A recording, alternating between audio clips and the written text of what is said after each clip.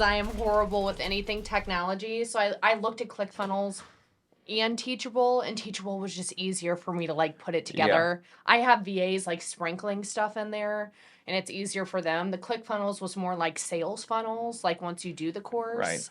So yeah, and that's something I can hire you for. Can you build funnels on Teachable? You can, not really. So What's your landing page on now? I don't have a landing page yet. I thought I saw something.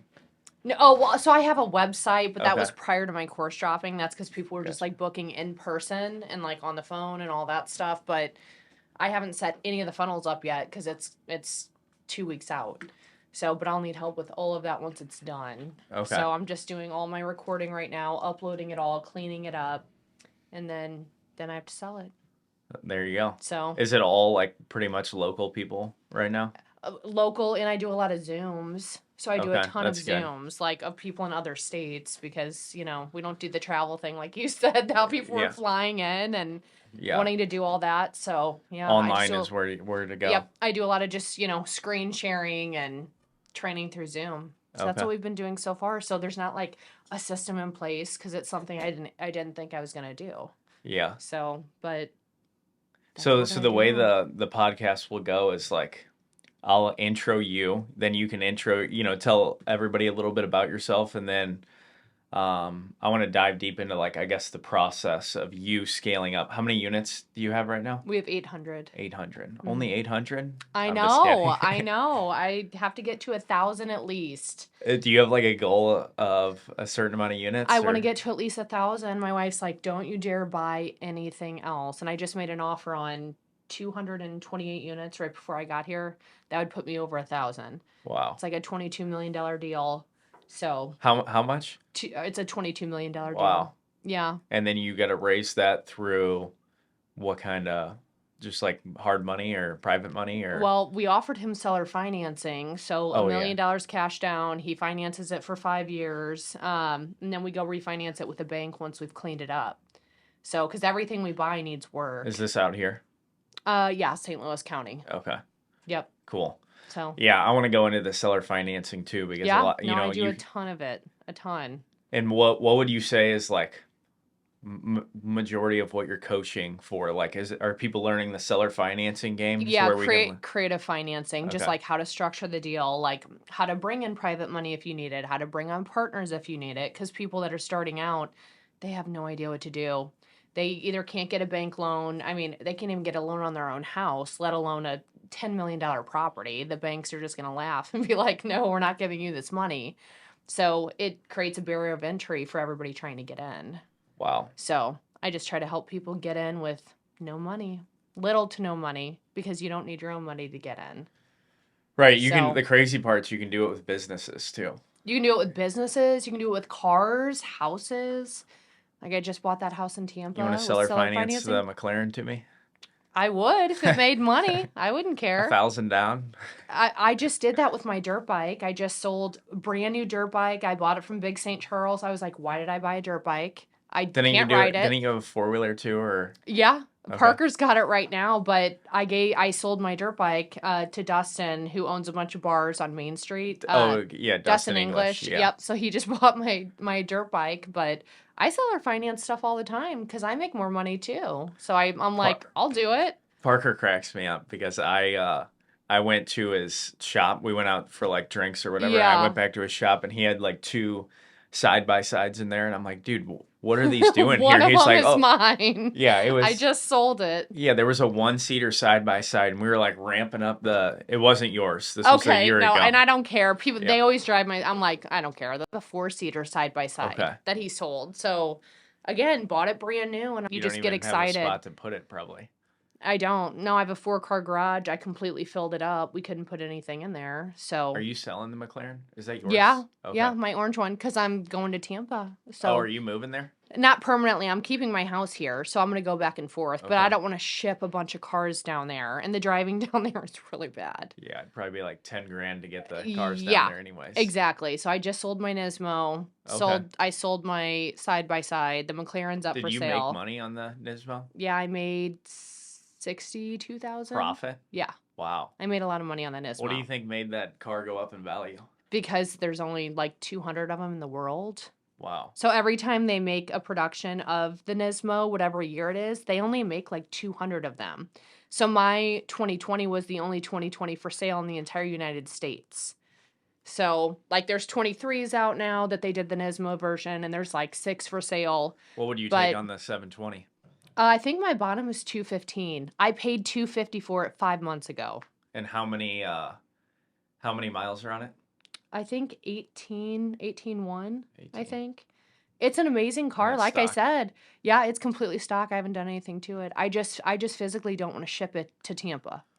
That's the So only reason. I was gonna buy the blue one, so I hit up Parker, Yeah. and I was like, and they said that I had to bring 70 grand at the table, and I bought the Huracan for 200, and I bought a warranty that was financed into the deal for 25,000 technically. So it Okay. was 225 is what it was financed for, and I put 100 Right. grand down. And they were like, and I was buying a car that was similar value. Well, They're like, who was that financed through? Woodson? well, no, I can't get finance from. I'm honestly lucky to have the car that I do without paying cash for it. Yeah, I Because get I went that. off. I showed them 3 months of bank statements to get And the they, car. okay, and they Because- probably want 20 to 30% down when you do that. 50. God. I had to put 50 down. So I already had probably 100. I had already had 100 grand in the car minimum, plus all the payments I made. Not saying I'm going to get that back out, but they wanted me to put. Yeah. They wanted me to have 180,000 in the deal on a $220,000 car, showing that my equity was way lower than what it was. Well, and if you're like me, a smart thing to do is to lease, because I get bored. I'll buy a car, and after 4 or 5 months, I'm like, I want something else. You could just do that lease deal where you can trade your car out like every 3 months, and you're just paying like $2,000 a month. Then you can swap cars as often Is as that what you you want. did with the McLaren? No, but I think that's what I'm going to do in Florida, because Okay. I keep buying cars. I'll keep them. Some appreciate, some don't. So you'll lose money on some. It depends on the market. The market shoots up and down. But if you lease, every couple months, you're just making the payment, and you can swap your cars out as many times as you want. So Lamborghinis, McLaren, So Bentley. I did the lease to own option, and Okay. so basically I still had to put 50% down, which I never even knew what a lease was in my life, Yeah. and it got such a bad reputation. I feel like if you lease cars, like people thought of it a different way, but I could write off 100% of everything. That's why I did it. So it's in Yep. Junk Academy's name. So I showed him 3 months of bank statements. That's why it Right. was steep. Well, and it depends. Like everybody tells you don't lease, don't rent, but at the end of the day, if your business is making enough money, nobody even needs to know that. Who cares? Right. Yeah, like you've got the car. It's like most people can't even get the car. Who cares if You it's leased or owned? Who cares? You know what's funny is you posted the picture of me and you. You had your McLaren. I had my Huracan. The plates were expired. Oh my And- God. Oh, I knew you were going to get roasted. And I knew that. The I- second I was like, oh man. And then you started getting roasted. I could care was like, less. I mean, Oh. the plates came in probably a month after that. right. And it just took forever to get the plates. But basically, Yes. I went out to Napoli. This is crazy. I went out to Napoli 2 weeks ago. Okay. And Yeah, the restaurant. And Yeah. somebody pulls me aside and says, "Come here." And I was like, "Okay."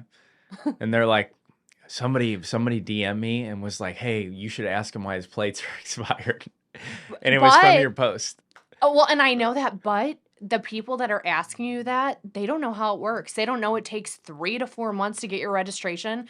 That's somebody I don't even need to answer a question for. If you're not in that world that hey, it's going to be 3 months because that's how long exotics take, it's not even worth answering the question. Right. I mean, because that's just people that are like, why is your plates expired? They have no idea what that world is and what the actual process for buying an exotic is. Until you've owned one, you just don't know. So I get that too. My plates were expired because it takes months to get your plates in, but you're just like, dude, you don't even know. Like, I was like, I'd rather roll around with the RP Exotics, Yeah. that I plate cover know, instead of my. yeah. I took it off right after that. no, and if you do take it off and you put that on, like the cops are really nice about it. Like every time I've gotten pulled over in my exotics, like they're really nice. They just start asking me questions about the car. Like I rarely ever got any tickets at all. So, I mean, I just take the paper off the second I get it. And I'm Yeah. like, if they pull me over, I'll be like, here's my paper. I took it off, for whatever reason. And they just start asking me questions about the car. Do you know what you're gonna get next? No, see, I've had pretty much everything. I've had 5 GTRs, I've had 2 Nismos, I've had GT3 RS, Ferrari 458, the McLaren 720. It's like, again, you get the car you want, and then after 3 months, you're like, okay, cool, I've driven it, it's fun. And then there's not really That's that yeah, much that's out the there. yeah, that's the problem for me is like my goal was to get this Lamborghini and then I get it and Yep. then within the first it's like almost like the second day that I had it, it just felt normal and then I Yeah, had no happiness whatsoever. Now, it was really nice today, so driving it here with the top down, that felt good, right, but it just right. doesn't fulfill me as much as, I Well, wanted and to. people think that before they buy that item, like it's good to use materials for that like motivation, but the second you actually own it and you have it, then you're like, okay, what's next? Like I You have almost it. slow down. Yeah, I felt like exactly. I slowed down once I had it. Yeah, and I do the same thing, and that's why like I'm selling everything this year. Sometimes once you accumulate all these things, you feel like you need to go through like a reset. I'm like, okay, cool. I've got 2 exotics, I've got all these toys, I've got multiple houses, I have all these things. So I'm selling all my toys and I'm like, I need to do a reset so that I take that money and go reinvest it into things that are making me money. Yeah, I always think about that too because people are always, why didn't you buy some real estate or whatever? Which there's tax advantages with that, plus cash flow Right. and that sort of thing. So I'm gonna try to trade in the Huracan or sell it and then do something with the money. I'm not sure yet, but Right. I need something faster. That's the Well, problem. my 720, it's fast. Like I said, I had the Nismo, which is the fastest track car, and then the 720, and the 720's quick. And it's fun to drive, and the doors go up. Anytime the doors go up, it's just more exciting to Hmm. drive. So I loved it. And like I said, I still own it. I could easily ship it down to Tampa, but I just don't want to. I'm like, I just What want an easy life where I don't have to maintenance anything, where I can just have checks coming in the mail. Like, and you'll get that way too. Like, you'll have a bunch of cars, they need the oil change, the mhm. tires. Like, you got to drive them so they don't die all the The Lambo time. went to the shop 2 times in the past 2 weeks. Oh, and how long did they have the car for?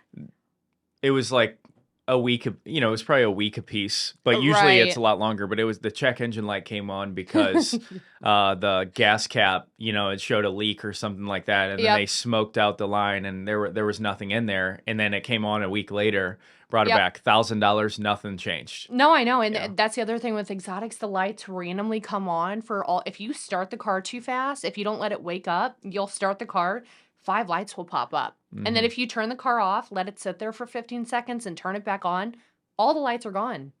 And Yeah. you're like, "God, did I buy a piece of crap?" But Hmm. no, it's just exotics. Every car I've ever owned, they throw lights up like crazy, and I used to be like, "Oh my god, let me take it to the shop." It'd get to the shop, lights are gone. So out of all the cars that you've owned, which one is your favorite? My favorite, I would say the 720.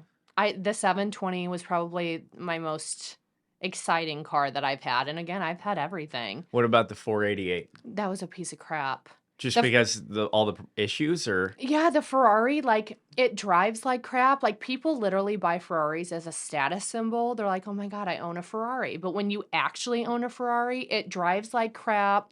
It does throw up a million lights. The buttons are sticky. On the you're inside, it's you're just gonna so get sued. You're gonna get a letter from ugh, in the I mail from better not. Ferrari. Well, and I'm not buying Ferrari, so they can Yeah. put me on the blacklist Yeah. because I'll never buy one again. Do you But like F12s or 812s? no, I've heard a lot of good things from other people that own those, and they say that's their favorite supercar. But for me, like I've had a Ferrari, and I sold it after 3 months, drove it around. Like my wife loved it. She was like, "I love this car," and I'm like, "It's a piece of crap."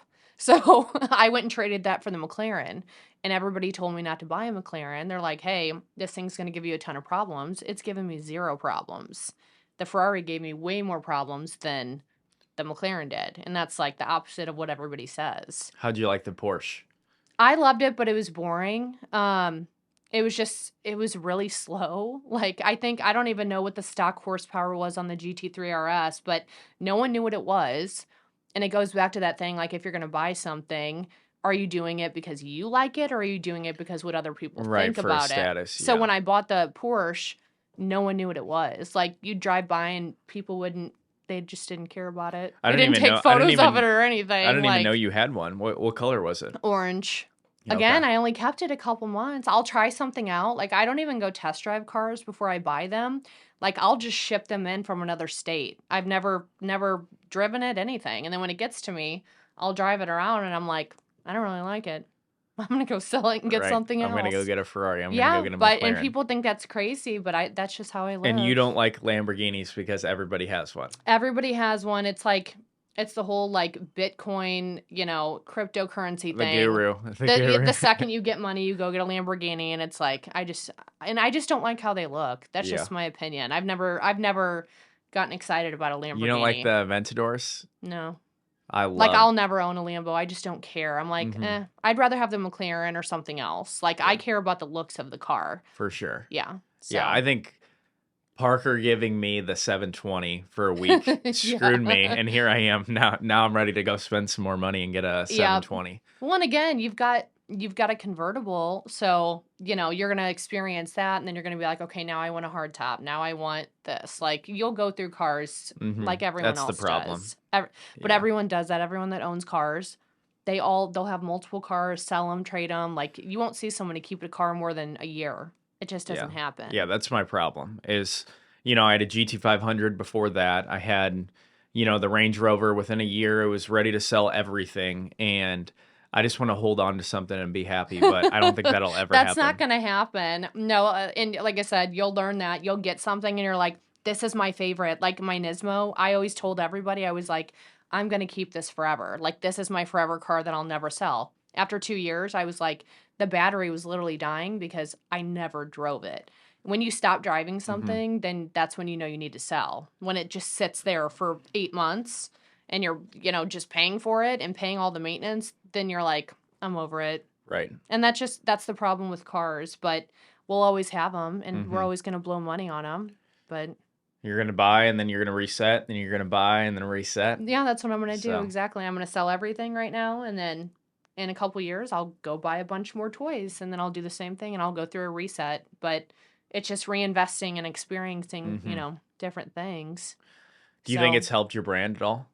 it has, like, a lot of people, when I first started buying cars, they were like, well, what are you doing? How are you doing that? So it definitely raises the question of people asking you what you do when you're driving around just like in a Ford Explorer. They're not going to be like, "Oh my God, what do you do? Who are you?" They don't care because it's just like another car on the road. But when you pull up to a restaurant, like you said, in a Lambo or a McLaren, and you're in your 20s, people are going to be like, "Well, did their parents buy that car for How old are you, them?" by the way? I turn 32 next week, Okay. I so was asking the guy before this. I was like, "Do you know her?" And then he was like, "Oh, how old is she? Is she an older lady?" And I was an like, "She's." older lady. Yeah, and I was like, "No, I think she's 30 or 32 is what I would guess." Yep, So, I turned 32 in a week. So okay, cool. yeah. So, we've been rolling this whole time. We're gonna run with it, but Okay, yeah. usually I start, formally, I guess, but I like when it's not, I guess. So, for the Okay. people that don't know, this is Lyndsey Whiteaker. If you want to tell everybody a little bit about yourself, that would be amazing. Sure. So my name's Lyndsey Whiteaker. I started off delivering pizzas, and I was closing the store every night, 4 to 12. Like, I worked in a little bitty shop off of Harvester in St. Charles. So I was just working my butt off, and I was making like $12 an hour. And I was like, there has got to be something else that, like, there is another way to make money. I know it's out there, and this was back when I was, in my 20s. So, I just decided, hey, like, $12 an hour for my time's not really worth it. I'd work for a couple years and get a 25-cent raise. And I was like, how the heck am I supposed to do anything with myself if every 2 years I get 25 cents? Like, I could Hmm. go find that outside from somebody dropping their change with their pizza. So at that point, I just made the decision, hey, I'm not going to grow up on 12, 13, $14 an hour. I didn't want to go to college, hated school. So real estate was just always in the back of my mind because everyone that I knew that had money and had cars and had houses, they all owned real estate just from what I was seeing online. And back on, in that time, that's when Grant Cardone just first like came on the internet, and I started following him, and I was like, well, God, this guy's kind of annoying, but he has a lot of money. He's cocky, but I was like, well, he's obviously doing something because I'm over here making $12 an hour and he's at the beach all day. So, just kind of started with making the decision. I started saving all of my money from that point, and at $12 an hour, I really couldn't do that. So, to kind of skip forward, I bought my first house when I was 21, making that $12 an hour. Horrible financial decision. It was actually right down the road from here. The house was like 160 grand. I think my payment was like 1,100 bucks a month. So that took like all of my money, but I just wanted to be a homeowner. So the story I'm about to tell is just kind of what kicked everything off for me. So again, I was making 12 bucks an hour. I got a job interview for an insurance sales position, making 18 an hour. So I was going to go from 12 to 18. So the night before my interview, my house burned down, like my actual house. So I had a housewarming party for my new house because it was my first house. It somehow something got caught on fire in the garage and the entire thing burned down the night of my interview. So that morning I was supposed to go to my interview. So again, it just kind of goes back to opportunity. Like I lost everything in the fire besides, thank God, my animals. Like my animals I was putting in all the neighbors' houses. I had parrots and dogs and all these pets all over the place throughout my street. But all my clothes burned up, everything. And I had my interview the next day. So I'm up all night, the fire department's there trying to put this fire out and my brand new house is gone. So I had one dress shirt, I had a pair of black jeans, and then I had a pair of Nike tennis shoes. I went to the neighbor's garage and I spray painted my shoes black to make them look like dress shoes so that I could get to my interview in the morning. I still made it. I got the job. And again, this was me being up all night. My house had just burned down. My animals are in 5 different neighbors' houses because I lost everything. And I still made it to my interview that day. So again, like I went from 12 to 18 an hour. I didn't let anything get in my way. And that's kind of how I jumped into real estate. Once I started making 18 an hour, I just started saving. Started learning about creative financing. Like I would jump on Bigger Pockets. I would jump on YouTube videos, just watching all the people that were doing it.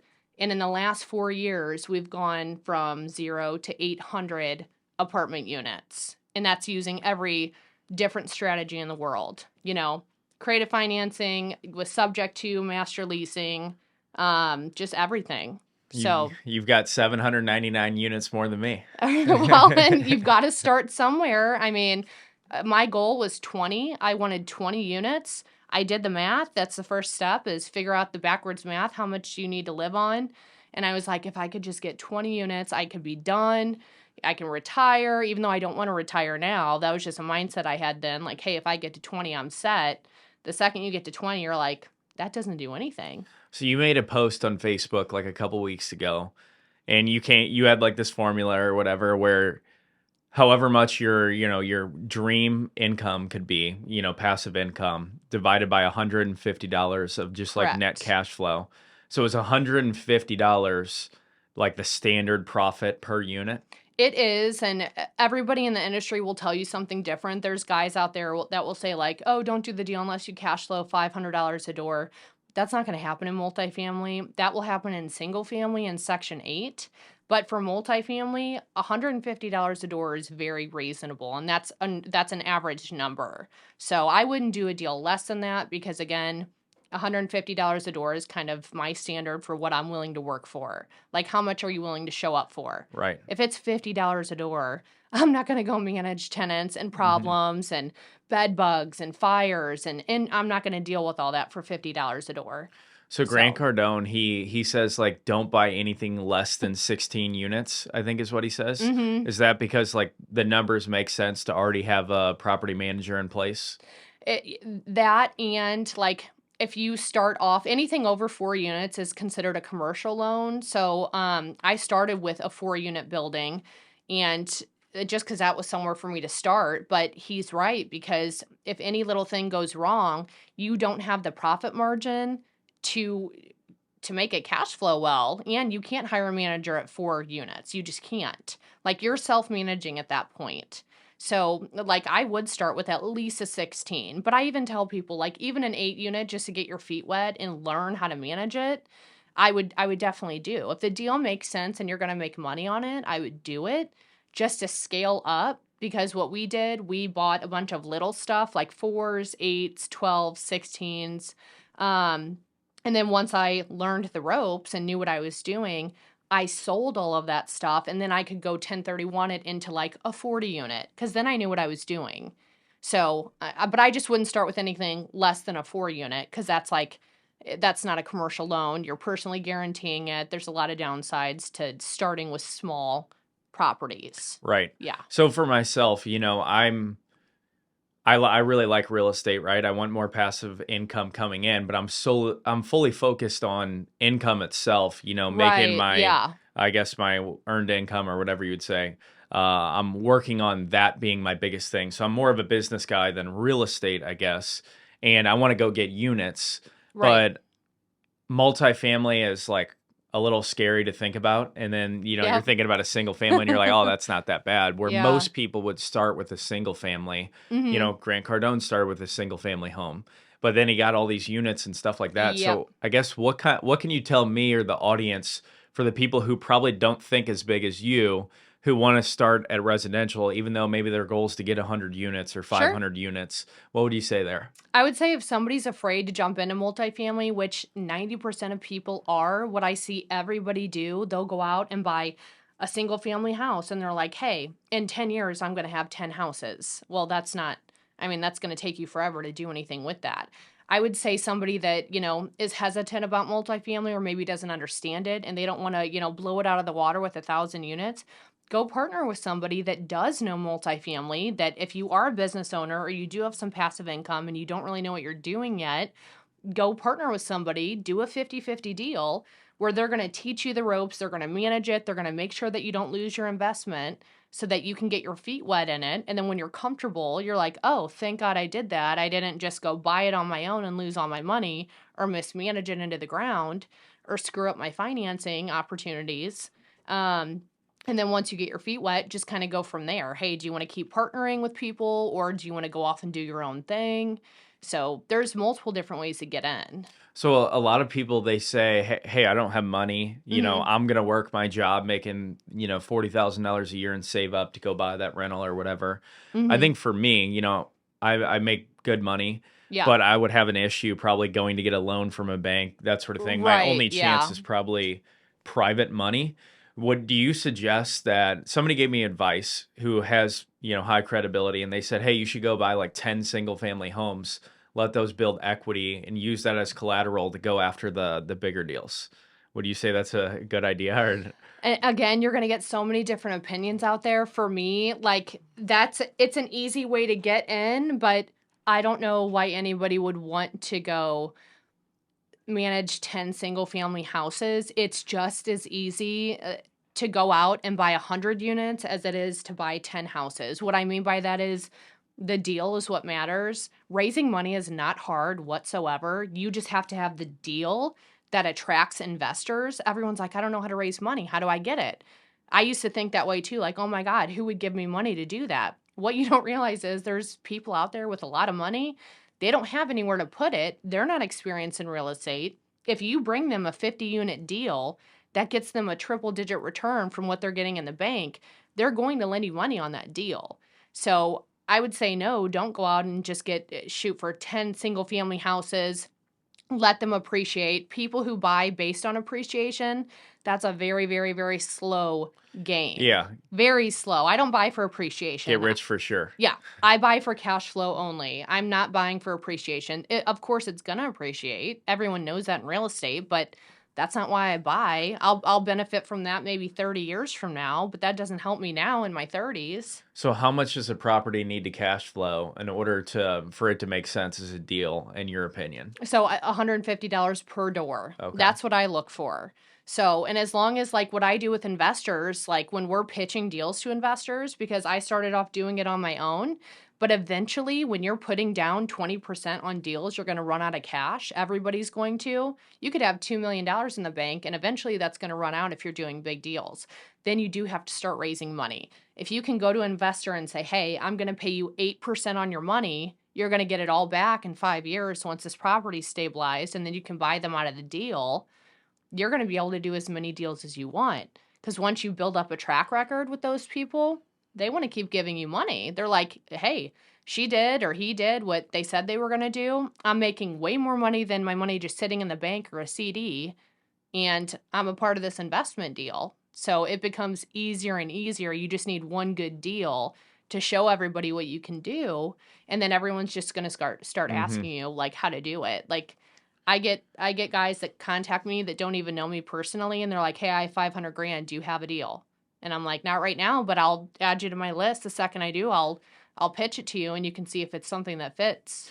So if they bring you money to go buy a deal, do you offer like tax advantages for those investors? I do. So I'm way more generous than a lot of people, but I'm way more generous than most people that do that because I think like you, like the long term, I want them to keep reinvesting.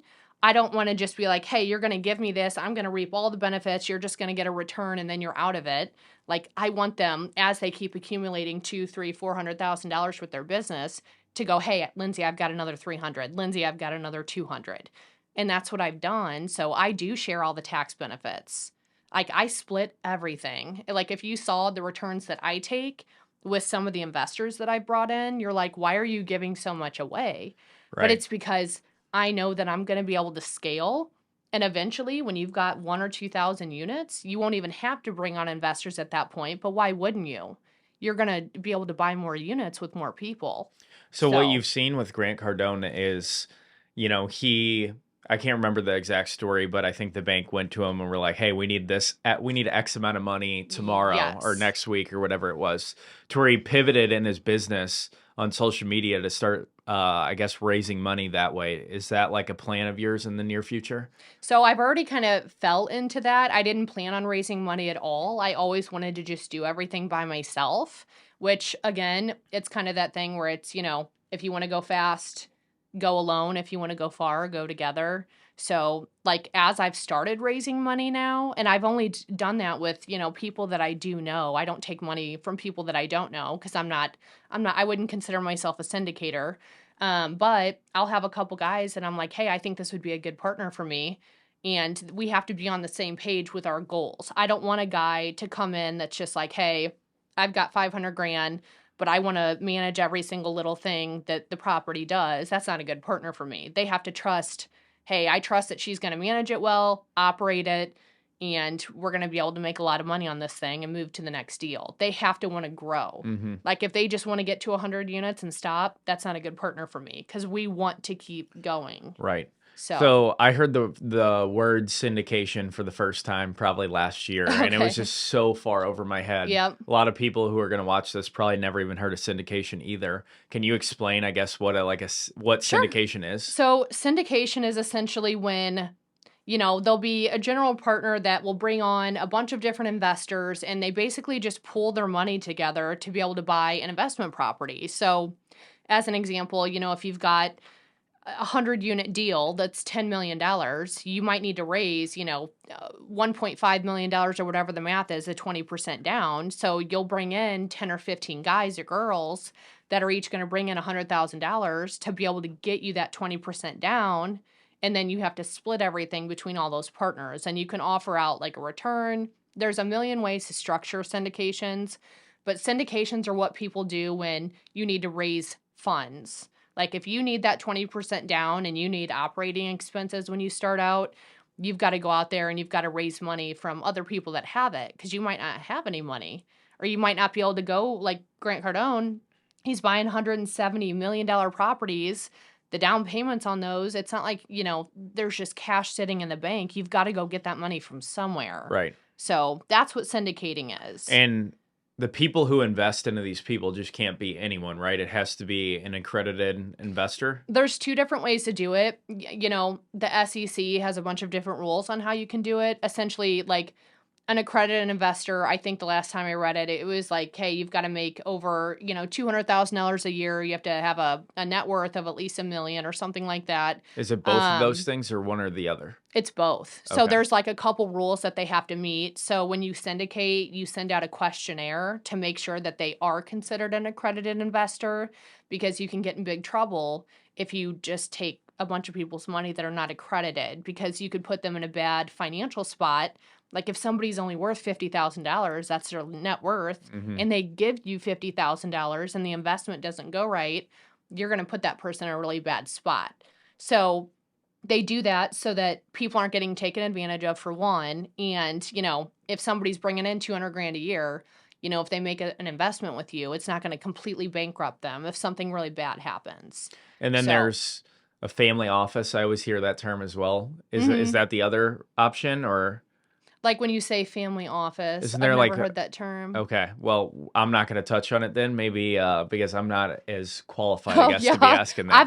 I've never heard that term, family office. I'm not sure. I Yeah, don't know. so I don't know. I've heard that term before, so maybe I'm saying it wrong. That's probably Oh, the okay. case. Yeah, I've never heard that before, but So let's break down the first deal that you did. So the sure. first deal, other than the house that burnt down, Right. was that a multifamily deal or single Yep. family? So my first deal was a 24 unit complex. I got it seller financing. So what happened is, I was sending out, there's a lot of different marketing approaches you can take. I was cold texting people.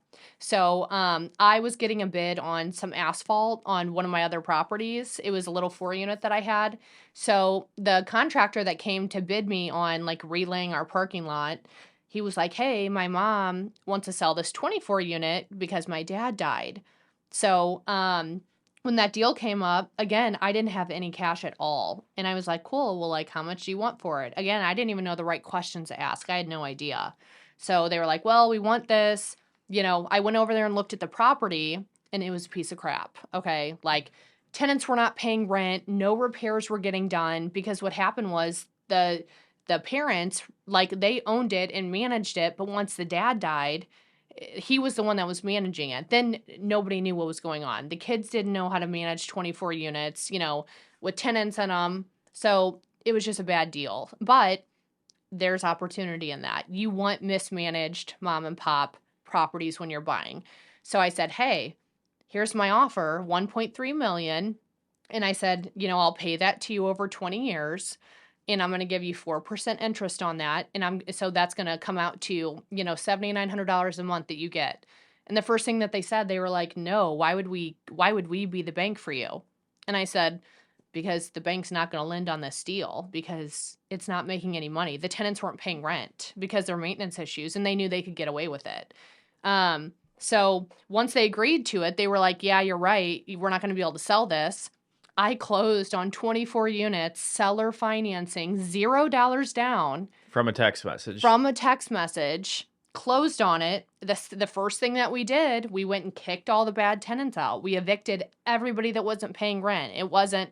It's not like, hey, I'm going to negotiate with you. If you're not paying the rent, you got to go. Like, we manage very strictly. We have to get our Is rent. there any laws where like you can't just like can you is there something in the like lease contract, I guess, saying you can't just be evicted within 30 days, or they have to go their whole term, or I guess it's So probably that's a different. really good question, because every tenant, the first thing that they say when they get an eviction notice from us is, you have to give me 30 days notice. No, we don't. Evictions take 30 to 40 days to get you out.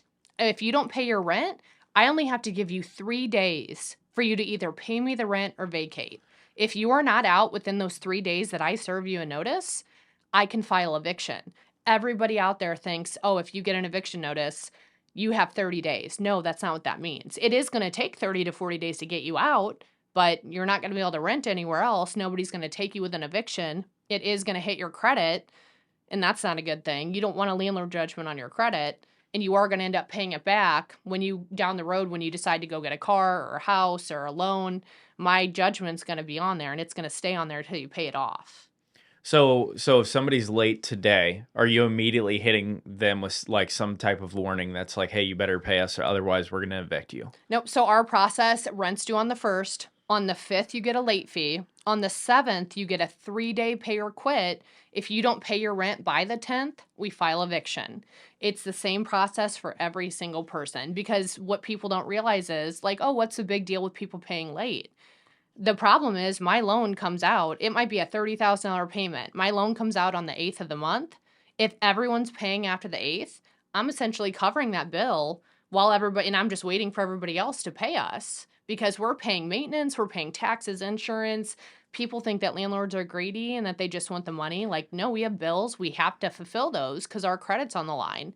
So, I take over a lot of property where the tenants are just paying whenever the heck they want, and the property's not running efficiently. It's not profiting what it should be. It's not making the money it should be, because the tenants they'll pay on the 28th of the month every month. Do you have an idea of like the percentage of people that are late or don't pay each We month? do. So it's funny because everybody will charge like a $30 late fee. And my wife actually came up with this. She's like, that doesn't do anything. Nobody cares about $30. Like, big deal. We upped it to $100 on the 5th of the month. If your rent's on it, it's $100. It has cut down, I would like 85%. Before, everybody was paying late still with the $30 because they're like, it's $30, big deal. Now that it's $100, we collect 98% of our rents on time before the 5th. And the 2% that don't pay, they're either just not going to pay, or they just have to pay that late fee. But it doesn't usually happen again once they get hit with that $100. So how do they pay rent? Are they sending a Venmo, or is everything like accounting No. and routing, or credit or debit card? So, oh my God, back when we started, again, we did, what everybody does. We'd meet tenants at gas stations to get their rent, and we would take Cash App and Venmo and mail in checks and cash. I remember literally sitting on my living room floor, and there's just all these different ways of people that have paid us. There's checks and cash and all these things. It would take us forever to figure out who paid rent. How did they pay? It was a nightmare. And a lot of people don't know this, but when people pay rent through Cash App, Venmo, they can reverse it. So I got screwed over by a tenant. I evicted him because he was doing a bunch of drugs and a bunch of other horrible things. He went back to Cash App and he claimed his rent to be fraud. So his rent was $600 a month. They refunded him 6 months of rent. 6 months. 6 months. It came out of my account, $3,600. And the guy hadn't been paying rent for months, so I lost out there. $3,600 came out of my account for all the rent that he did pay before he got evicted, and then he left the unit destroyed. So that was a $10,000 mistake. So we quit taking Cash App, quit taking Venmo. We have a management software. We use Appfolio. And you can only pay online now. That is it. And if like an ACH. ACH. And if they dispute their charge, we have the lease, so it doesn't get reversed. If you do Cash App or Venmo, those programs, they always side with the consumer. Mm-hmm. They're going to give them their money back. Even with a credit or debit card, for Yep. the most part, you can dispute. I had a massive dispute problem with my business. We would do the webinars, and I'd wake up almost every single day in the red, $1,500 to $3,000. Every single day I'd wake up, I'd see 2 notifications, 2 disputes, $1,500, and it just kept going and going. Now we still made a ton of money, but it just like kept going, and I'm like, when is this going to stop? So how did you fix that? So with my business specifically, they froze my bank accounts. So they didn't because freeze of all the disputes. Yeah, so generally a bank is going to, if you have a dispute rate or a chargeback rate of over 3%, they're going to, like, that's a red flag to them. Right. Mine was well above that. I'm not going to say the number, Right. the percent, but it was well above that because they were all kept on coming in at one time. And what happened was the processing companies can freeze your funds. So say you have 50 grand on there, which for me, one time it was 50 grand and the other time it was 60 grand. They froze it both times, and I couldn't touch that money for 150 days. Oh my God. And I had to front load, all these expenses to pay my employees and other things, like even partners on the deal where I'd have to pay them 15%, and all my funds are froze, to where what we ended up doing was obviously, we made them sign agreements, which agreements are great, but it still doesn't protect you fully. Right, yeah. And then we started only taking bank wires in return. So we will lose money only taking bank wires because not everyone knows how to do a bank wire. Not everyone is Right. going to want to go in there, and it seems kind of sketchy rather than just paying with a credit or debit. Right. So it went to wires only. So $500 deposits is what we would take with cards, so where they could dispute that. But other than that, Right. everything was a bank wire, or we would do ACH, like on Stripe or something, and usually they have like 24 hours to dispute that. Well, and then Zelle is one that they can't reverse too. Hmm. So that's another one that, we don't take rents by Zelle, but that's the only other thing you can't reverse. And Zelle even tells you before you send money, they're like, hey, you're not getting this back. Like once you send this, it is done. Yeah, I've been scammed before. When I wanted to first start hiring coaches, I got scammed, and I would use Zelle, and I tried to get my money back and couldn't. And you can't, yeah. Hmm. So I would say, yeah, I mean, Zelle's probably another good one, but because it's bank to bank and they don't have that, like they draw it out immediately. So if the money's in there, they're taking it and you're not getting it Hmm. back. So unfortunately, that's just part of the business. There's always going to be people, that they're going to pay something and then they're just going to go dispute it. And those people aren't going to get very far in life Right. because that's not how you operate Exactly. ethically. Yeah, So, 100%. So I want to get into some good stories with tenants because I know you okay. have a lot of them. What are some of the craziest stories that you Oh my have? God. I literally feel like we should have like a reality show. I don't even think they would air some of this stuff on TV because it's so crazy. Just the stuff that we deal with. Like, I'll have like, family members and friends and people post stuff on Facebook and they're like, can you believe this? And I'm like, yeah, that happens every day. Like, that's normal. That's my normal world. So, okay, we'll get into some good ones. So, my one of my first properties, again, it was like there was a couple units there. I think there was 4 units. It was one of my first couple deals. Um, I moved in this cute little like Spanish couple, right? And I love Spanish people. They're great renters. They're clean. Like I love renting to Spanish people. It's just we do it all the time. So we started getting complaints from one of the neighbors that they were hearing water like all throughout the night. And again, tenants always complain about other tenants' noise. They're like, "Oh my God, they're walking too loud or their dog." We ignore that kind of stuff unless it's actually a problem. So I was like, whatever, it's a noise complaint. You have to pick and choose your battles. But this neighbor just like kept persisting. And then she was like, "Hey, there's little kids peeing on the outside of the building." And I was like, "What? What are you talking about? There's little kid like so anyway, I showed up to the Spanish couples unit that I rented to. And again, I didn't screen back then. I didn't have any idea how to screen. If you had the deposit and rent, I would just move you in. This was before I knew anything. Um, I show up to the unit, I knock on the door, and a little girl answers, and I'm like, "Hey, is your mom home? I need to talk to her. I'm the landlord." And she opens the door. There was 15 kids in the apartment. They're all living there. Okay. The parents weren't home. I don't know where they were. So what happened was, I guess they brought a bunch of people over from, whatever country they were from. There was like 18 people living in this 400 square foot apartment. There's one toilet. The place was packed ceiling to floor with clothes and shoes, like, and they were peeing and crapping on the outside of my building because there wasn't a toilet. So then I went to the sidewalk. I was like, this is so gross, like disgusting. So obviously they had to go away. I had to kick them out because you can't have occupancy like that. So you'll figure that out when your water bill starts to skyrocket or the usage in one of your apartments start to skyrocket. You'll know that they moved a bunch of people in, and people do this all the time. They'll rent an apartment. They'll move in 5 or 6 people that aren't on the lease. Another time, I moved in another new guy. This was at the 24 unit that I bought. His application looked good. Everything looked great. He looked super clean when we met him. Apparently, he was a pit bull breeder that fought pit bulls. So he started doing dog fights in his apartment. And I got noticed because the neighbor was complaining that he could hear dogs fighting throughout the night. So he was taking entry fees of people coming to his apartment and they were fighting dogs in the living room. So again, called the police, kicked that guy out. When he left, when we went into the unit, there's dog food everywhere, mice, blood. Like it was a wreck because it was a dog fighting ring, like in the apartment. And I'm an animal Yeah, I lover, was so just that gonna say really that. pissed me off. But so that was crazy because we find out what kind of pets they have too, and we don't breed discriminate. Like we do allow pit bulls, but you can't fight them in the apartments. Like that's not okay.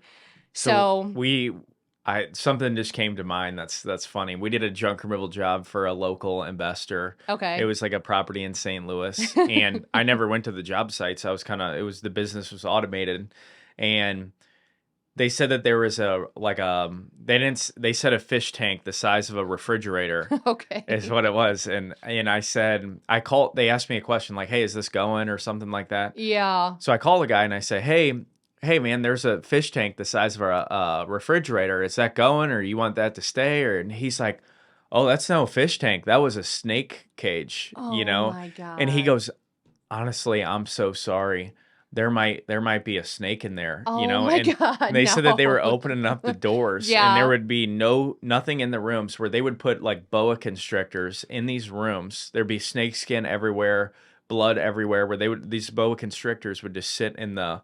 That's probably the right snake. I'm pretty sure a big one. Right. Yeah. A big And they was snake. sitting in the room, and they would throw mice in there or Oh rats my in there and God. stuff like that. And I had to call my employees and say, "Hey, he said that there might be a snake in there. He's not really sure." Right. And they were like, "Don't tell me I think that you're gonna say." Oh my God. And That I was there's a like, loose snake in the I would have house. left. I would have said, Oh "See ya." yeah, I don't do snakes. Snakes and spiders, that's a no.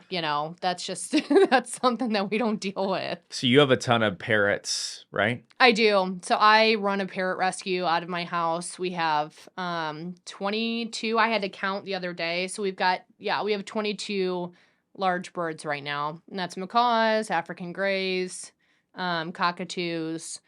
Where do So you find these things? people reach out to me when I was I was 21 and I got my first parrot. I met this like country guy at a McDonald's and I paid him $600 and he brought me this little bald baby bird and I raised a macaw. And then once people saw that I had a macaw, they just would reach out to me on social media and be like, "Hey, my grandma died. This bird is, 30 years old. We don't know how to deal with it. It bites, it plucks its feathers."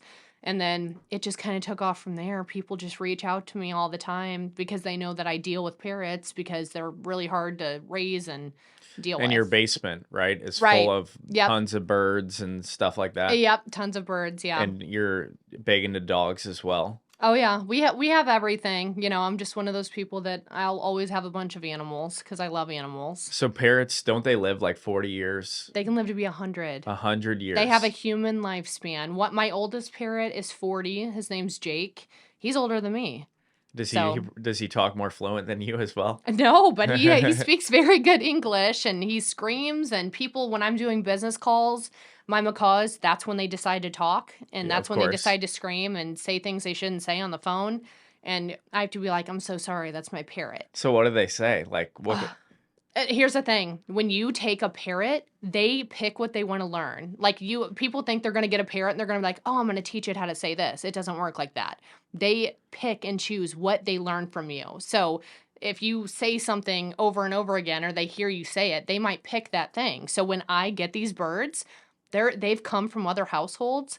They say all sort of things. And some of the things I'm like, "You shouldn't be saying that." But it gives me like a glimpse into the life that they had Do because they I'm like, cuss? oh, some of them do. Some of That's- them say, yeah, they cuss. And I'm like, "Please don't do that when I'm on the phone." Like, I have one bird, he's like, "Shut the F up." And he'll say the full thing.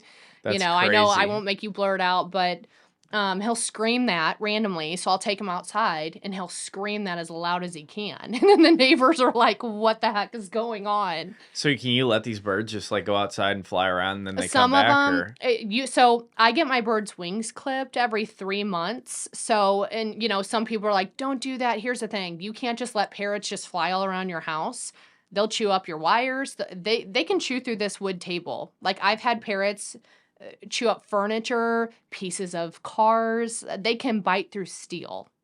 that's So you can't just let them fly all over the place and their wings grow back. So I take them outside. They go on harnesses. They kind of just go everywhere. I should have and brought one today. They would have loved it. it could have been on your shoulder. I know, but he would have talked. They would have talked the whole entire time or Yeah. screamed or said something inappropriate. Yeah. So I That's decided against it. and you have a pretty big TikTok, don't you, with parrots? Yes, it's called Parrot Freak. I think we have like 250,000 followers now, and we just post parrot content, and people love it. So they're always doing something crazy. I think one of our videos just got like 30 million views, and it was just one of my birds taking a bath, and it like went viral, and it's 30 all million. 30 million. You know, when you have a video that goes viral, I don't know about you, but if I get like 100,000 views or a million Mhm. views, it's like I get like the best high I've ever had in my It's life. I'm like, look at exciting. this, look at this. I know. And then you try to like recreate that. So then I started like giving my birds baths and they didn't do well. And I'm like, Mhm. well, God, my bird's name is Country Bird, the one that he got the viral video, and everybody loves him and knows him now. But then you try to make a bunch of those videos, and it's just kind of one of those things you don't really know what's going to hit. So we just make a bunch of different videos, and we've got a lot that are in the millions. You could post one video that gets 30 million views Hmm. on TikTok and post that same video on Instagram and it gets 5 500. views. I know. Yeah. It's like, you don't really know what's going to hit and what's not. And on different platforms, it just goes differently. So do you get paid from TikTok? We have the creator fund or whatever. And I think it's like $20 every like million views or something like that. I don't even know the math because Which it's is so amazing. And it is, and it's like, I don't do that as an income source. I just was like, hey, if I'm going to make a TikTok, it's going to be something I like. So that was the parrots, and it just blew up. Yeah, I posted a video recently on Facebook and it got like a million views and I saw that I made like $200. It's just Right. it's hard to create a business out of it. It is, because again, it's not something consistent unless you're like a full-time content creator, which that's not something I aspire to be, but people do it, and you can make a lot of money doing it if you're consistent and you work at it. So do you think that there's like a business for you on TikTok with the parrot? I mean, if you have 250,000 followers, there's got to be something there. Well, so my goal, and I haven't even talked about it yet, but obviously I own millions of dollars of real estate. I eventually want to start a nonprofit for like parrot rescue, where I'm just funneling all of my extra money from my business into the nonprofit. So, and we'll have our TikTok page where we're posting everything, and that's just going to be another way that we raise money for the nonprofit. So I want to do it differently than everybody else. Everybody starts nonprofits, and they'll have their board and they'll have their people set up, and they kind of they get to a certain spot and they're like, okay, we're kind of at our ceiling. But I want to treat it like a business where we blow everybody's numbers out of the water. I want to rescue more than everybody else. I want to raise more money than everybody else so that it benefits the animals. Right. I love that. That's what we're doing now. I love that. So let's get back to the real estate. Yep. So you scaled from 0 to 800 units in how many years? 4 years. Okay. And is that the most amount of units you've had, or have you had more and sold? No. So I got to 124 units within my first year, and that was using creative financing. So again, my goal was 20, and I had hit that with the 24 unit. I was like, okay, well, that wasn't hard. I'm just going to do that again. So then I just started reaching out to private owners and doing creative deals. Once I got over 100 units in my first year, I was like, okay, we just need to do the same exact thing. And then I wanted to do 100 units a year. But opportunities kept coming up, and I was able to either raise the money or do it with creative financing. So there'd be some years that we bought 300 units, and I couldn't believe it. I was like, last year I did 100, and I started with 0 units. And then by our second year, we had over 500 units. And then in the last 2 years, we started getting more picky with what we buy. Because you do that when you're new. You just want to get something under your belt, and you'll buy something that your 5-year self necessarily would never touch. Like a Class D? Exactly. Like I bought stuff in the very beginning that I would never buy now, like ever. So you start out that way, and that's why we've slowed down. We're still buying, but now I'm picky. I'm like, I want this, this, this, this. If it doesn't fit our buy box, I don't buy it now. Whereas 1 year, Lindsay, brand new investor, I was like, boom, I don't care, 30 units in the ghetto, and everyone's getting shot every night, I'll buy it. And you just learn as you go along. Like, hey, I don't want to deal with that. It takes, like, for example, in bad areas, like Class D, it takes just as much to manage a 12-unit building as it does a 100-unit building in a Class B area. I can manage 5 times the units in a good area than a 12-unit in a bad area. But those are cash cows, right? They make a lot of money No still. appreciation. Right. Exactly. So again, people that are buying in B class, everything's going to appreciate, but we tend to stay in the C class. That's been my sweet spot. Like I buy in C class now. Yeah, somebody told me that like you could buy a real nice house in St. Charles and Mm-hmm. they could be your tenant for a couple of years. You'll never hear from them. You'll hear them one time a year, Yep. and the cash flow is not going to be great. The appreciation is probably going to be a little bit better. And then you've Right. got a house that cash flows $500 and you hear from those people constantly Right. because there's always an issue. Well, and the C class is just safe. Like the A and B class, like when the economy starts a downturn and none of us have control over that, it's just whatever the government's doing at that time. The first thing people are going to do, they're going to want to lower their housing. They're not going to want to pay $2,500 a month in rent. So then they come to me and they pay $900. So my units are always full. And when the economy's not doing well, the A and B classes, they're holding a 10% vacancy, which is hurting their cash flow. So they might own the asset and it's appreciating, but they're not making any cash flow because their tenants are moving out because people don't want to pay 2, 3, 4 grand a month in rent. If the economy's doing bad, the people are losing their jobs, the interest rates are bad. They come and rent from me, and I have a waiting list. Like when we have a unit open, there's 10 people that are ready to go in it. So I don't ever have to worry about that. And that's why I stay in C class. Even if the economy is horrible, I'm filled up. So is the goal to buy a POS with low occupancy rate and then you buy it, you add value to it, and you raise the occupancy rate to as close as you can to 95%. 95%. Right. Mm-hmm. And then at that point, is that the right time to sell? So I never sell anything. I always just refinance. So I'll buy a property that it's mismanaged. People aren't paying rent. They're under rented. They might be renting the units for $500 and the market's $850. So I'll renew everybody and you're either going to stay or you're not.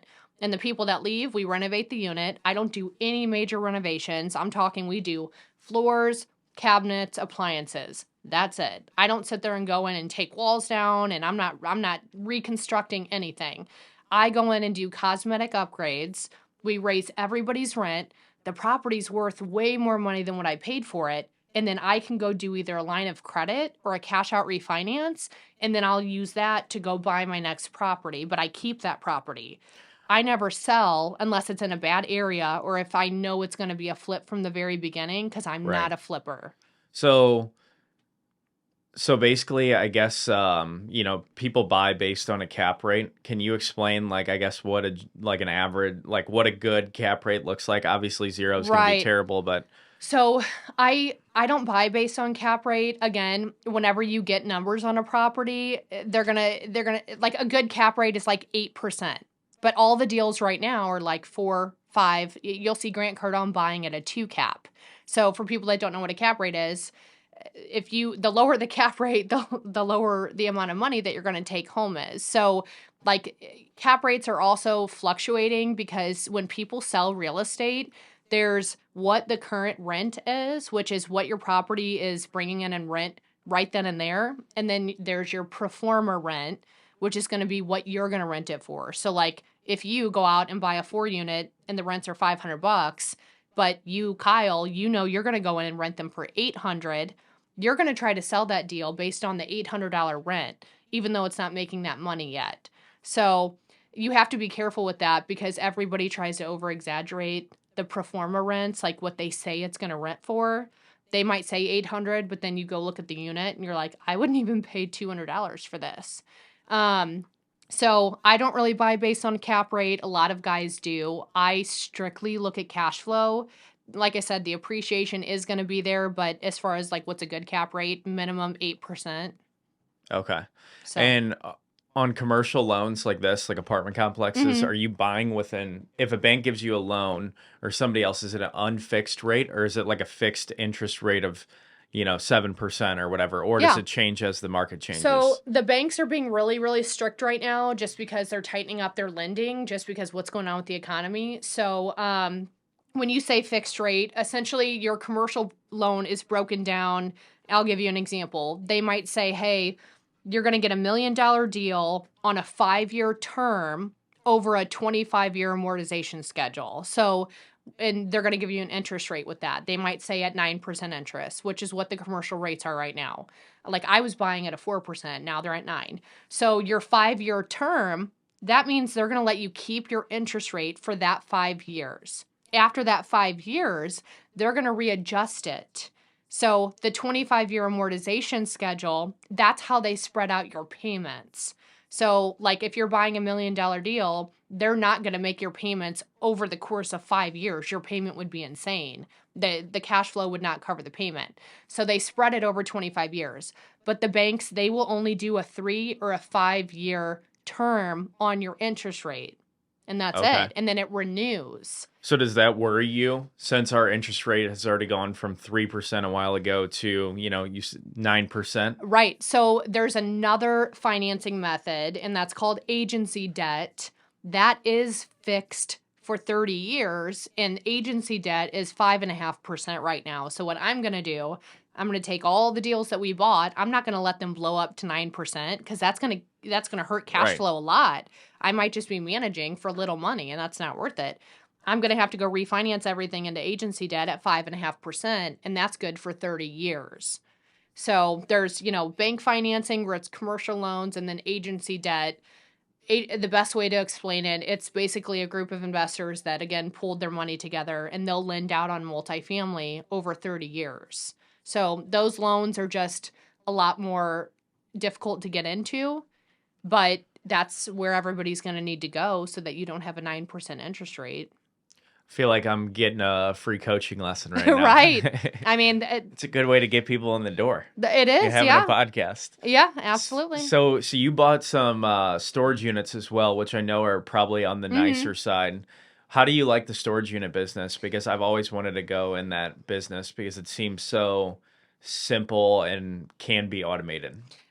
So there's good things and bad things with the storage facility. Again, I thought just like you, I'm like, how hard can it be? It's people storing their stuff. But, and I bought a brand new facility that is automated. Like, if somebody doesn't pay rent on the 5th of the month, it locks them out of the gate. I don't have to do anything. Their gate code just stops working. So the problem that you have with storage is obviously, and it's great for a junk removal company, is when people move their stuff in, sometimes when they go to move their stuff out, they'll just leave all the junk behind they don't want. So, and it's not efficient in storage to take a big deposit. So you might have a 10 by 20 unit that somebody completely filled up. They were paying you $70 a month and now they left, but they left a 10 by 20 full of stuff and it's going to cost you $800 in junk removal for one unit to go get everything out. And I've got 321 units there. You. Exactly. And they do, like, when it's expensive to get all that stuff removed. So I'm not like the most excited about storage. It is labor intensive, meaning you can automate everything, but it is a lot of customer service. It's people, hey. It's a business. It's a business and it's customer service driven. It's not, it's kind of like a restaurant business. Like you've got to keep customers happy. You've got to make sure everything's going perfectly. Your facility's clean. So I wouldn't say it's as passive as everybody markets it to be because that hasn't been my experience at all with it. Have you had any like storage war type companies come out there and they can bid on the units? We just signed up with a company. I reached out to an attorney that does do that because I got sick of paying for junk removal. Because there's so many units over there. So now we do auction off the shed. And the trick is, if somebody, says, hey, I'm going to pay $200 for this, all the stuff in there, they don't just get to take one or two things. They have to take the whole thing. So if there's trash in there, they have to take it. And that's why I started doing that, because there might be something good in there and that person paid $200 for the whole shed and they take everything out. So for me, I'm making $200, which isn't much, but if they haven't paid their storage bill. As long as you break even. Exactly. As long as I'm not having to lose money by cleaning the sheds out, then that's what we started doing, is auctioning the sheds off.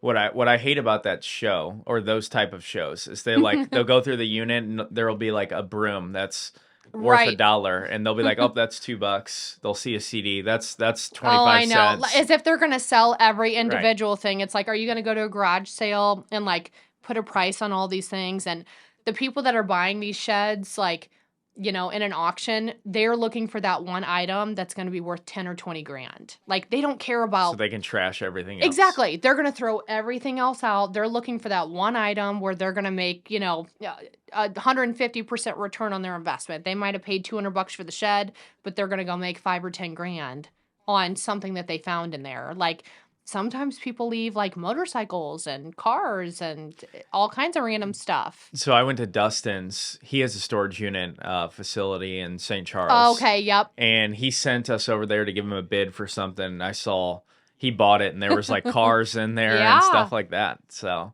no, people store the craziest stuff in there. Like, and I had one guy that he rented a shed for me for $40 a month, and I had a couple other customers calling me. He was living in his shed. He literally set up an air mattress. It's a great idea. For $40 a month. So I had to go over there, and I have my gun out. I'm knocking on the storage door. I'm like, dude, you got to go.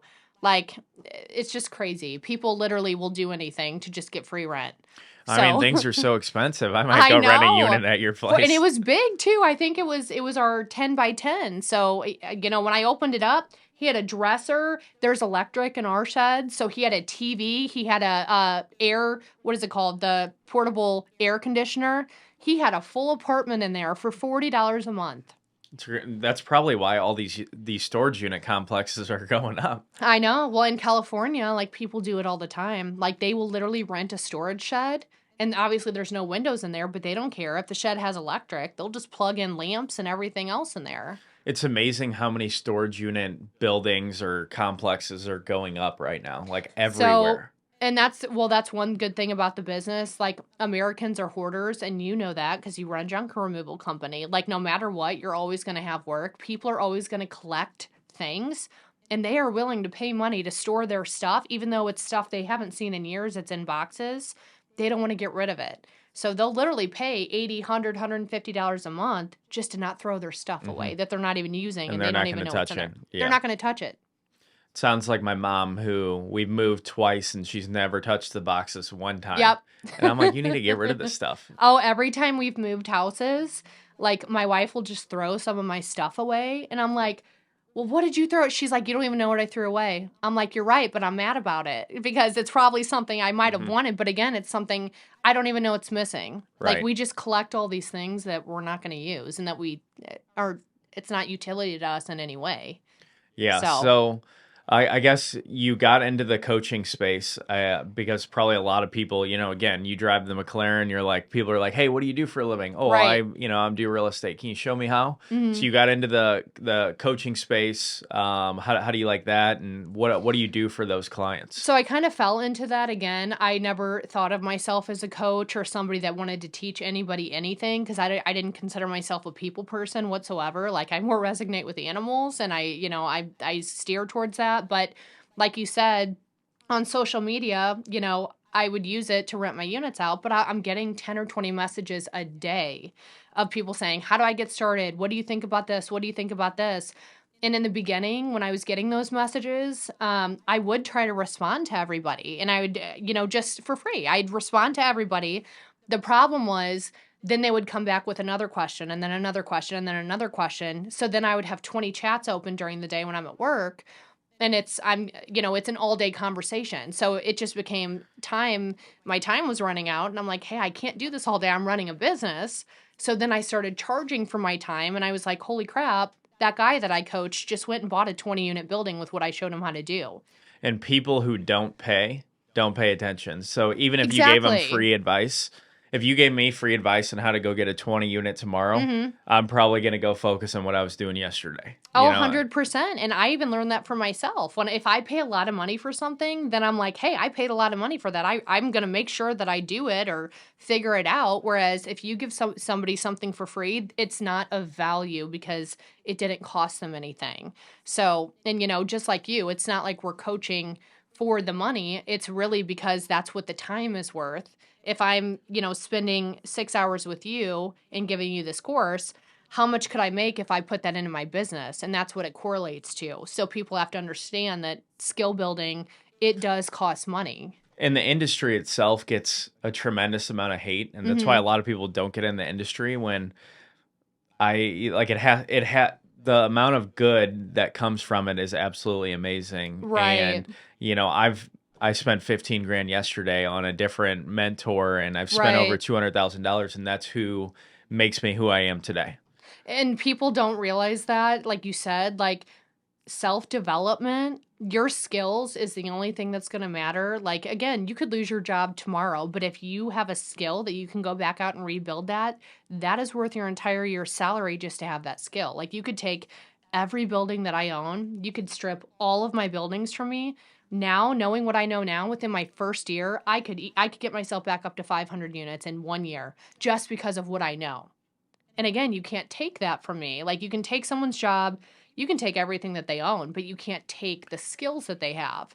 And people aren't willing, they're willing to go pay for college. They'll pay 150, 200 grand, and then To make 40,000 a they year. get out and they make 40 grand a year, and they end up staying middle class their entire life because they don't understand how money works. Mm-hmm. So that's one thing I'm with you. Like, You if gotta I can pay to spend play. money, yep, spend money, take the time out of learning. If you can pay 15 grand and you can learn something that you're going to make that 15 grand back in the first month, then that's what you should do. And I do the same thing. I'm willing to invest money in myself because that's the only guaranteed thing. I love it. Yep, it's not college. So I really appreciate you coming on the podcast. Let everybody know where they can find you. Absolutely. I would just reach out to me on Facebook and shoot me a DM. I've got my course that gets released September 15th. So we'll start pushing marketing out there. And essentially, it's just teaching everybody how to go from 0 to 100 units in your first year. Let's go. And So, Parrot yep. Freak on TikTok. Parrot Freak on TikTok. Yep. Awesome. Thanks again for hopping All on. right. Thanks, Kyle. We'll see you guys on the next one.